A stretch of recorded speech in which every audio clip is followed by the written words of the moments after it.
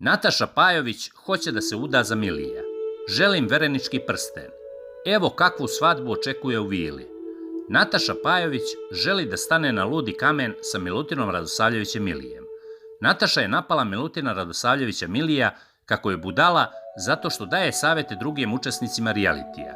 Na to je on rekao kako je zapravo pričao sa njima o tome da li će se ona udati za njega ili ne.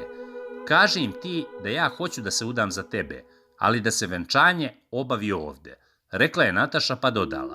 Želim prvo verenički prsten, pa venčanicu, a onda i svadbu kako dolikuje, ali sve u vili. To nije nikakav problem, rekao je Mili pun nade, ali je onda usledio hladan tuš.